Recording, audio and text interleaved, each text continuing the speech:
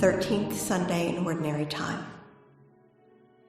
A reading from the first book of Kings. The Lord said to Elijah, "You shall anoint Elisha, son of Shaphat of Abel-Meholah, as prophet to succeed you." Elijah set out and came upon Elisha, son of Shaphat, as he was plowing with 12 yoke of oxen. He was following the 12th. Elijah went over to him and threw his cloak over him.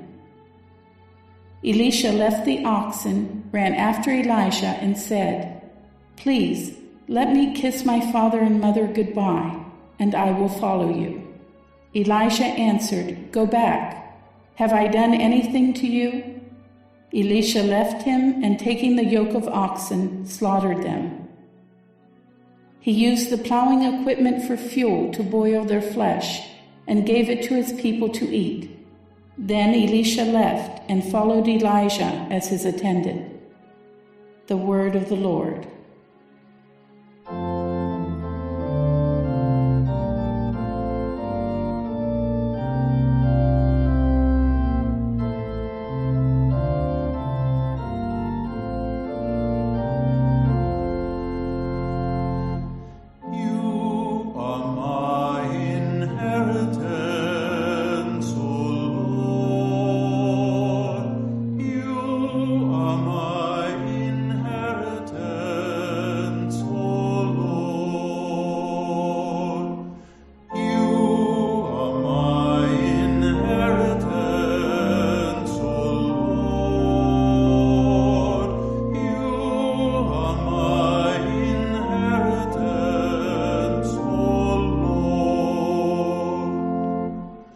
Keep me, O God, for in you I take refuge. I say to the Lord, my Lord are you. O Lord, my allotted portion and my cup, you it is who hold fast my lot.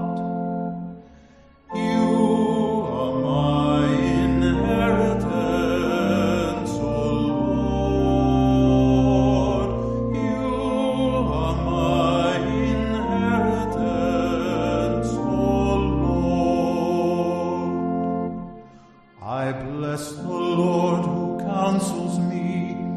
Even in the night my heart exhorts me. I set the Lord ever before me. With him at my right hand I shall not be disturbed. You are my inheritance, O Lord. You are my inheritance, O Lord.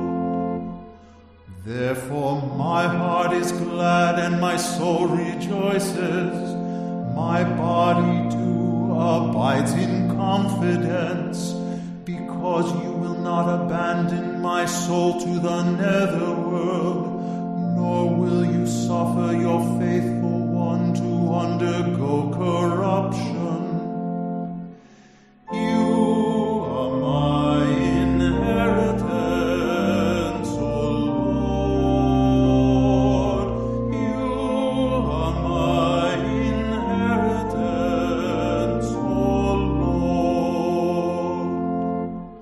You will show me the path to life, fullness of joys in your presence, the delights at your right hand forever. You are my inheritance, O Lord. You are my inheritance, O Lord.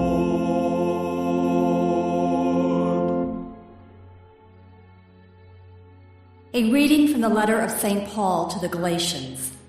Brothers and sisters, for freedom Christ set us free. So stand firm and do not submit again to the yoke of slavery.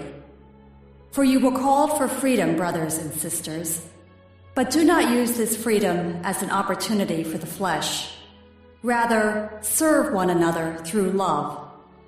For the whole law is fulfilled in one statement, namely, you shall love your neighbor as yourself. But if you go on biting and devouring one another, beware that you are not consumed by one another. I say then, live by the Spirit, and you will certainly not gratify the desire of the flesh. For the flesh has desires against the Spirit, and the Spirit against the flesh. These are opposed to each other, so that you may not do what you want. But if you are guided by the Spirit, you are not under the law. The word of the Lord. A reading from the Holy Gospel according to Luke. When the days for Jesus being taken up were fulfilled, he resolutely determined to journey to Jerusalem, and he sent messengers ahead of him. On the way they entered a Samaritan village to prepare for his reception there, but they would not welcome him, because the destination of his journey was Jerusalem. When the disciples James and John saw this, they asked, "Lord, do you want us to call down fire from heaven to consume them?" Jesus turned and rebuked them, and they journeyed to another village. As they were proceeding on their journey, someone said to him, "I will follow you wherever you go." Jesus answered him, "Foxes have dens, and birds of the sky have nests, but the Son of Man has nowhere to rest his head." And to another he said, "Follow me." But he replied, "Lord, let me go first and bury my father." But he answered him, "Let the dead bury their dead, but you go and proclaim the kingdom of God." And another said, "I will follow you, Lord, but first let me say farewell to my family at home." To him Jesus said, "No one who sets a hand to the plow and looks to what was left behind is fit for the kingdom of God." The Gospel of the Lord.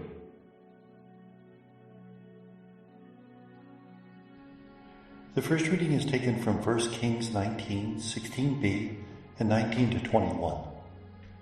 This is the account of the call of Elisha to be the successor of Elijah the prophet. Elisha is out plowing in the fields, and when Elijah comes up and calls him, Elisha first of all wants to kiss his father and mother goodbye. And remember, this is not simply a momentary action. In Semitic societies, this could go on for days and even weeks. Elijah's response, "Go back, have I done anything to you?" And so Elisha realizes that when the call arrives, he has to respond with generosity. And so he sacrifices the animals that he's been using to plow the fields, and he uses the plowing equipment to boil the flesh so that it might be offered as a sacrifice. He's giving up his old form of life in order to follow the Lord with all he has. The second reading is from Galatians 5, verse 1 and verses 13 to 18. In this passage, Paul contrasts a life of the flesh and a life of the spirit. Now, when Paul uses the word flesh, he's not referring to our material nature. Rather, he's referring to that part of us which drags us down, our fleshiness. St. Augustine would call it our concupiscence. And if we live according to the flesh, then we cannot live according to the Spirit. How do we live according to the Spirit? By loving our neighbor, by not biting and devouring one another, by treating others with respect. The Gospel is from Luke 9, 51 to 62. The passage begins with a story of how Jesus was passing through a Samaritan village, and they didn't greet Jesus and the disciples because they were on their way to Jerusalem. Remember, Samaritans and Jews did not like each other, so if somebody's on the way to Jerusalem, they would naturally snub that person. James and John, two of the disciples, want to call fire down from the sky to punish them. Notice they consider their discipleship to be a monopoly of the truth. They have all the power of heaven. Therefore, they want to punish anyone who doesn't recognize who they are. And that's not what Jesus was talking about. He's talking about service, about love. Well, after this, we hear a couple of people come up to Jesus and say they want to follow him. To the first, he says, "The foxes have their dens, the birds of the air have their nests. The Son of Man has no place to lay his head." Following Jesus is not a question of arriving somewhere. When we join a parish, we shouldn't expect it to be paradise already. We have to work to make it better, to make it more like paradise. In a family, we shouldn't expect a family to be perfect. We have to work at it. Following Jesus is always a journey. In the second case, when Jesus says, "Follow me," the man says, "Can I bury my father first?" Now, he's not talking about the burial that would take place within 24 hours of the death. After the person was laid in the tomb, their body would decompose, and 11 months later, the son would enter and gather up the bones and put it into an inner chamber. So the man was actually asking for a leeway of a year before he would follow Jesus. And Jesus says, "Let the dead bury the dead." He's not being indifferent to the responsibilities of family, but simply the idea that when God calls, you have to give up everything and follow him. Another man says, "Let me say farewell to my family first." And Jesus says, "If you set your hand to the plow, you can't look back." Again, the same idea that when God calls us, we have to respond, no matter what the cost. And may God bless us.